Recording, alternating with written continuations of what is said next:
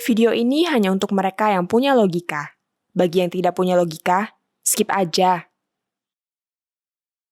Berhadapan dengan para pembenci Jokowi ini memang butuh kesabaran ekstra. Kita harus sabar menghadapi cara berpikir mereka.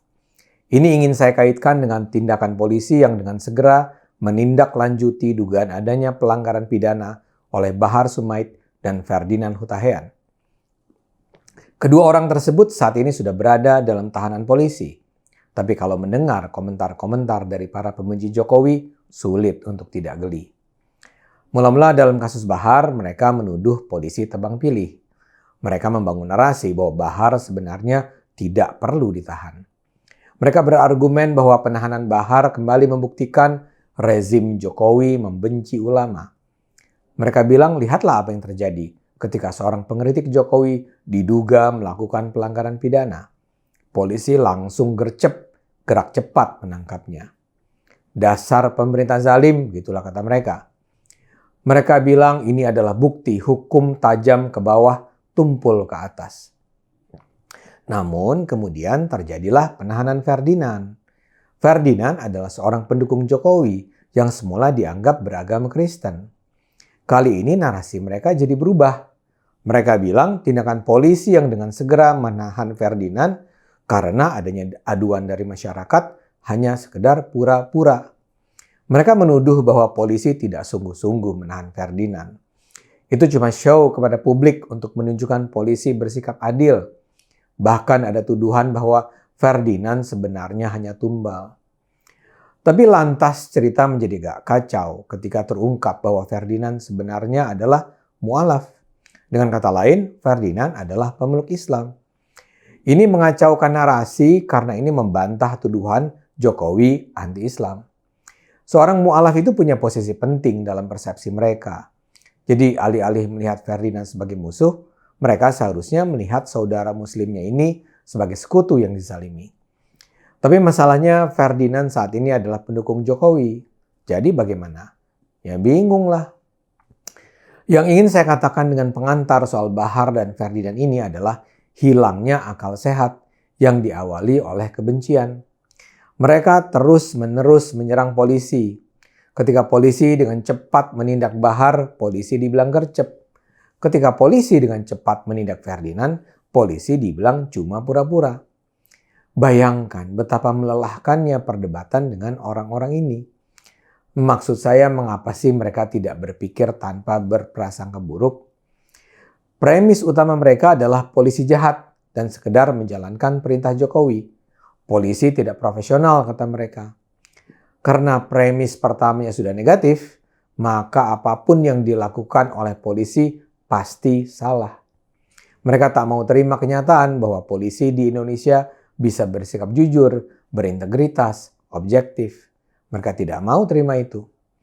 Mereka terus-menerus menyiarkan kebohongan bahwa polisi buruk. Kebohongan itu berputar-putar dan lama-lama sampai kembali ke telinga mereka dan mereka semakin percaya bahwa polisi Indonesia memang buruk. Kita coba gunakan lagi contoh Bahar. Bahar jelas-jelas melakukan penyebaran kebohongan yang membahayakan. Dia secara tegas mengatakan bahwa polisi Indonesia menyiksa para anggota Laskar FPI sebelum kemudian membunuh mereka dalam kasus kilometer 50 Jakarta Cikampek. Itu kebohongan yang nyata-nyata. Itu bukan pernyataan multitafsir. Kalau Anda mendengar kalimat-kalimat Bahar, Anda tidak bisa menafsirkan dengan cara lain apa yang dia katakan. Dan itu dia lakukan jelas untuk memfitnah polisi dan pemerintah sehingga tumbuh kebencian kepada polisi dan pemerintah. Bahar bukan sekedar menghina misalnya Pak Dudung Abdurrahman.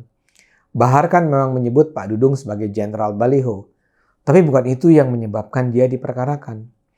Dia diperkarakan karena memprovokasi para pengikutnya dengan menggunakan kebohongan yang sangat nyata. Jadi kalau dia dengan cepat ditahan polisi, itu adalah tindakan yang sangat bisa dipahami. Masalahnya, kalau ternyata polisi terbukti sudah bertindak profesional, itu akan menghancurkan skema besar yang sedang mereka bangun tentang rezim Jokowi yang anti-Islam. Padahal delegitimasi Jokowi itu mereka butuhkan untuk kepentingan politik jangka panjang.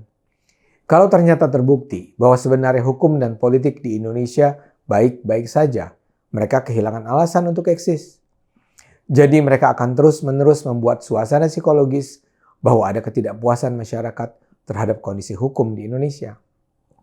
Mereka membuat tagar, mereka menyebarkan pesan terus-menerus melalui media sosial agar terbangun kesan bahwa mayoritas publik Indonesia meragukan pemerintah dan juga kepolisian RI.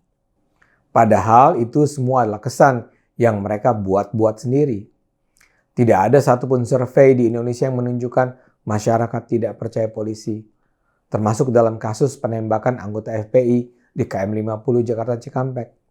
Survei SMRC menunjukkan hanya 38% warga yang menganggap penembakan yang menewaskan 6 anggota Laskar FPI itu melanggar prosedur hukum.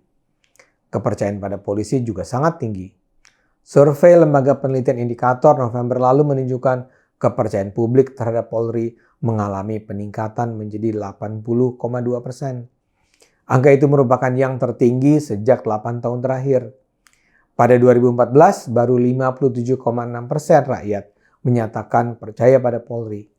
Tahun 2021, angka itu sudah mencapai 80,2%.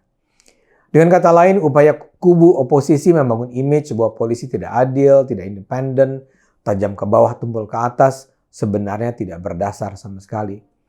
Masyarakat ternyata percaya pada langkah-langkah polisi.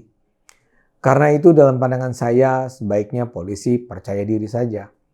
Tekanan-tekanan publik seperti yang terjadi dalam kasus Bahar sebaiknya diabaikan saja.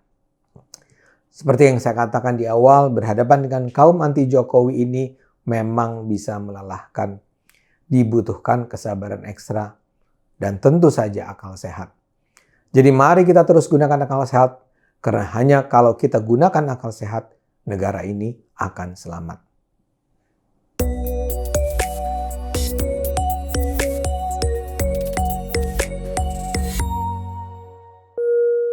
Video ini hanya untuk mereka yang punya logika. Bagi yang tidak punya logika, skip aja.